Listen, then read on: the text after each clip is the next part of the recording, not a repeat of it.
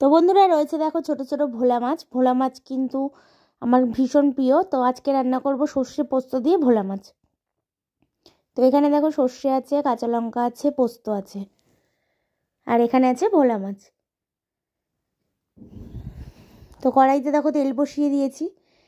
তো নমস্কার বন্ধুরা, welcome back to my channel Puja kitchen with food. তো তোমরা সবাই কেমন আছো? আশা করছি সবাই ভালো আছো, আর আমিও খুব ভালো আছি। তো একটা একটা করে মাছ দিয়ে দিচ্ছি, মাছগুলো ভেজে তুলে নেব।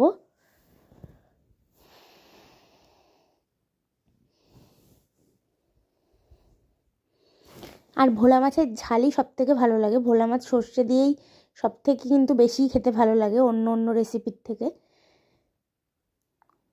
আর এই ভোলাগুলো এই যে ছোট মানে এই ছোট ছোট ভোলা আমার বেশি প্রিয়, মানে বড় ভোলার থেকেও। তো তোমরা কারা এই টাইপের ভোলাগুলো খেতে পছন্দ করো অবশ্যই কমেন্ট করে জানাবে। ভোলা মাছ কিন্তু অনেক রকমই হয়, কিন্তু এই ভোলাটা আমার বেশ ভালো লাগে। আর পোয়া ভোলা যেটা আর একটা আছে মুখ সরু, ওটাও খুব ভালো লাগে। আর যেটা ভালো লাগে না সেই ভোলাটা হচ্ছে একরকম ভোলা আছে লাল রঙের, ওই ভোলাটা আমার একদমই ভালো লাগে না। তো দেখো এই কটা মাছ কিন্তু আবার ভাজা হয়ে গেছে, আমি তুলে নিচ্ছি।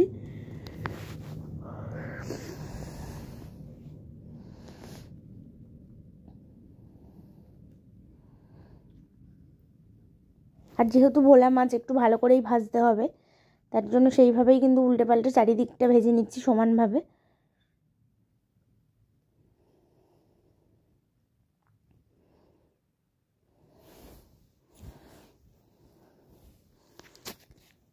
আর সাদা সর্ষে অনেকে বেশি পছন্দ করে। আমি সাদা সর্ষে খাই না বলবো না, কিন্তু কালো সর্ষেটা মনে হয় আমার কাছে বেশি টেস্টি লাগে। তো বেশিরভাগ রান্না আমি শুধু কালো সর্ষেটা দিয়েই করি। খুব কমই রান্না আছে যেটা দুটো মিশিয়ে করি, কিন্তু সাদা সর্ষের থেকে আমার মনে হয় কালো সর্ষেতে টেস্ট বেশি। তো দেখো বন্ধুরা সব কটা মাছ এইভাবেই ভেজে নেব। তো দেখো বন্ধুরা কথা বলতে বলতে এই কটা মাছও ভাজা হয়ে গেল।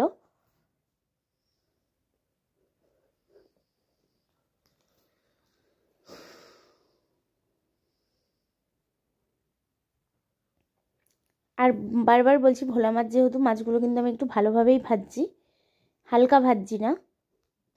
কেন ভোলা মাছ একটু ভালো করে না ভাজলে বেশ একটা কেমন আস্তে আস্তে গন্ধ বেরোয়, তার জন্য মাছটা আমি একটু ভালোভাবেই ভেজে নিচ্ছি। তো সব কটা মাছ দেখো বন্ধুরা ভেজে নিই, তারপর তোমাদের দেখাচ্ছি। তো দেখো সব মাছগুলো আমার ভাজা হয়ে গেছে। তো এবার কড়াইতে দেখো আমি দিয়ে দিচ্ছি একটা টমেটো কেটে রেখেছি কুচি কুচি করে।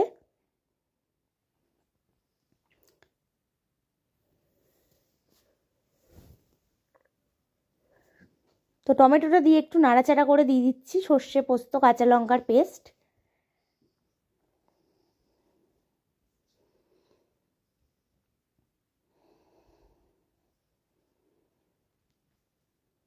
তো বাটিটা ধুয়ে মিক্সচারের দেখো একটু জল দিয়ে দিচ্ছি।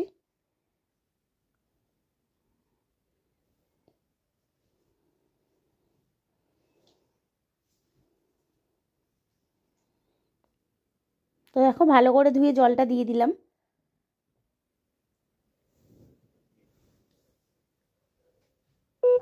তো এবার দিয়ে দিচ্ছি নুন, আর নুনটা সেই বুঝে দিতে হবে। ভোলা মাছ একটু নুন নুন টাইপের থাকে, তার জন্য কিন্তু নুনটা বুঝে দেবে। আর দিয়ে দিচ্ছি হলুদ। তো নুন হলুদ দিয়ে ভালোভাবে দেখো মিশিয়ে নিলাম। তো দিয়ে দিচ্ছি স্বাদ মতো চিনি, একদম অল্প একটু, যেহেতু মাছ এক গাদা মিষ্টি দিলে কিন্তু একদমই ভালো লাগবে না। তো যেহেতু মানে নুনের ঝালের ব্যালেন্সটা ঠিক করার জন্য আমি কিন্তু সব কিছুতে একটু মিষ্টি দিই, কিন্তু তাই বলে এক গাদা নয়, একদম অল্প। তো তারপরে দিয়ে দিচ্ছি জল, কেন সর্ষে বাটা বেশি কষালে কিন্তু আবার তেতো হয়ে যেতে পারে।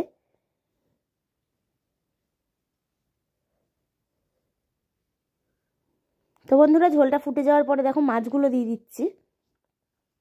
তো মাছগুলো একটুখানি ফুটলে একটু মানে গা মাখা হলে এটা আমি নামিয়ে দেবো। তো তোমাদের যদি ভিডিওটি ভালো লেগে থাকে লাইক শেয়ার কমেন্ট করতে ভুলবে না, চ্যানেলটিকে সাবস্ক্রাইব করে দেবে, পাশে থাকা বেল বাটনটি প্রেস করে দিও যাতে আমি ভিডিও পোস্ট করলে নোটিফিকেশান তোমাদের কাছে পৌঁছে যায়।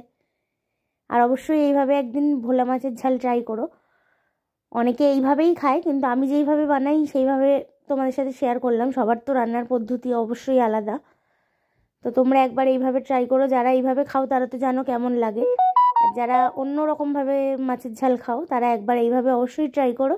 আশা করছি তোমাদেরও ভালো লাগবে। তো নামানোর আগে ধনেপাতা আর একটু কাঁচা তেল দিয়ে এবার আমি নামিয়ে দেব। যতটুকুনি ঝোল আছে মনে হচ্ছে এটা কিন্তু একদমই ঝোল ছিল না, তো নামানোর পরে অনেকটাই শুকনো শুকনো হয়ে গেছিলো। তো দেখে কেমন লাগলো অবশ্যই জানিও, আর অবশ্যই রেসিপিটা বাড়িতে একবার ট্রাই করো। তো দেখা হচ্ছে আবার একটা নতুন ভিডিওর সাথে। ততক্ষণ সবাই সুস্থ থেকো আর ভালো থেকো।